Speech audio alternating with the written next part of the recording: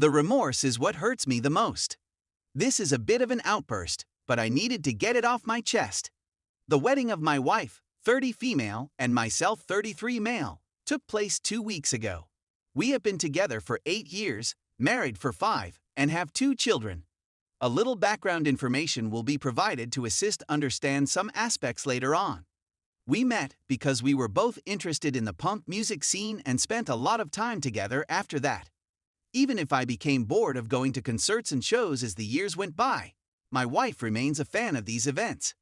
Consequently, she expressed an interest in attending a performance, which I declined as is customary, but she went with a group of our friends, and as is customary, I encouraged her to have a good time.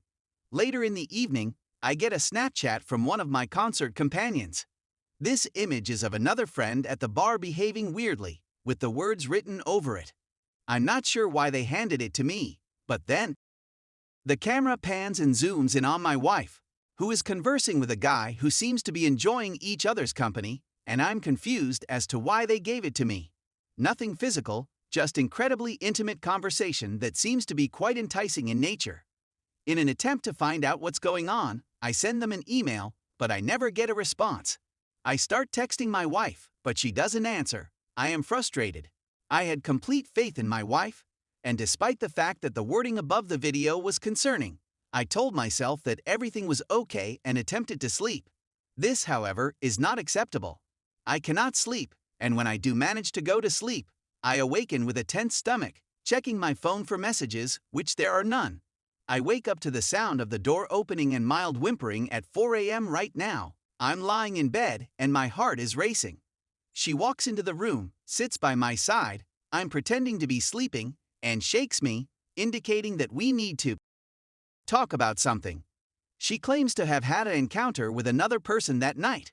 My whole world came crashing down in the time it took me to say those words. My blood felt like it was on fire, and I felt like I was getting needle pin all over my body from needle pin all over my body. I'm just sitting here in misery right now. She reached out for my hand, but I rebuffed her advances. She is weeping and expresses sorrow and remorse for her actions, as well as her apologies. In order for her to understand how badly I've been injured, I plead for more information. She reports that they met during the concert, chatted, and were friends after that. She said that she had lost herself, and that it felt like we were on our first date all over again. Upon further investigation, she stated that they tried to pull her away, but she lied and claimed that he was an old acquaintance with whom they were having a catch-up. After leaving the concert with him, she went to his home to have with him. It was after having with her boyfriend that she says she fell asleep briefly before awakening and asking, "What have I just done?" She says she has to go and tells him that she has been crying the whole taxi ride back to her apartment. How could you, and why did you? Are the first questions I ask. Everything's all of it. It was her only explanation. She had renewed her first date feelings with him, and he reminded her of herself when she first met me. We had a wonderful marriage together. There is a lot of affection, communication, love, and understanding amongst people. She had no issues with her marriage at the time. Everything had been a colossal mistake. I'm sure she's apologetic. I'm well aware of how sad she is. That is the most difficult component of the situation. I could understand if I was failing as a husband, and she was dissatisfied with my performance. Everything, on the other hand, was fine. The previous 2 weeks have seen her face a lot of flack from friends and family members for being very honest about what she's gone through. Every day, I see on her face how much she wishes she could go back in time and how much she wants to reconcile with her ex-husband and children. My feelings were amazing when I woke up yesterday, must have had a lovely dream or something. And I thought about all the excellent things we had and how I shouldn't let anything ruin what we both believed to be a perfect marriage. When I went to inform her that I wanted to collaborate on this project, I was truly excited. However, as soon as I saw her, everything went out the window. I'm thinking of getting a divorce.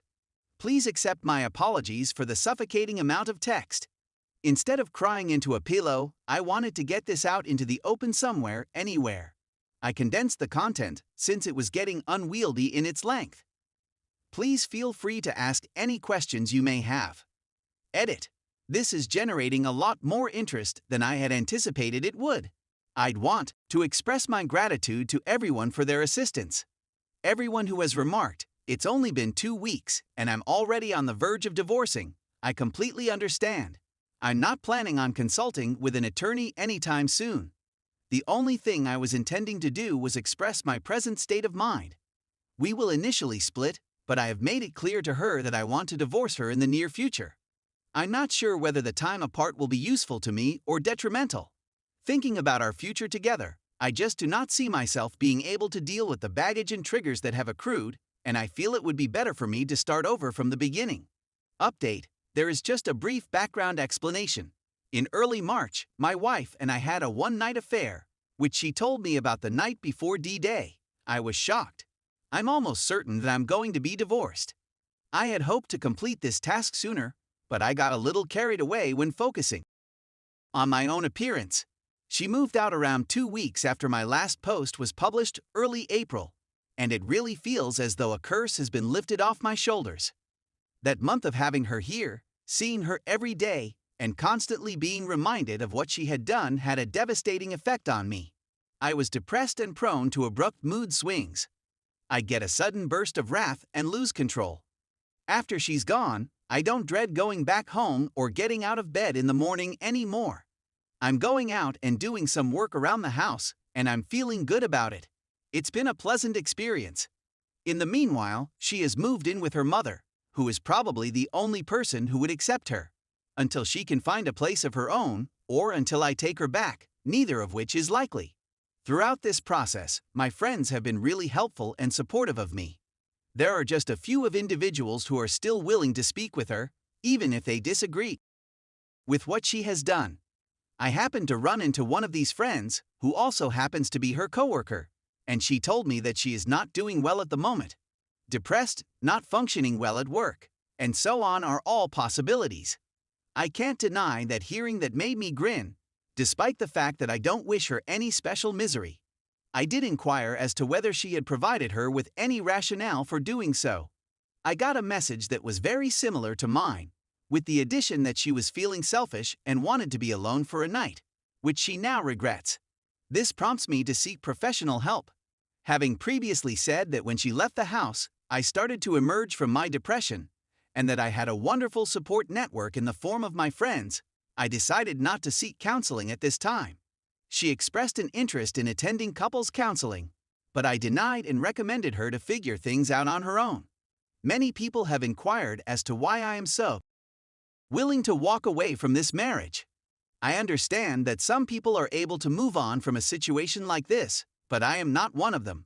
It would infect me if I stayed with her for an extended period of time. It would spread over time, and I would just degenerate into nothingness. But it isn't what I want, and I would like to start again. Do I have a strong desire for her? Yes.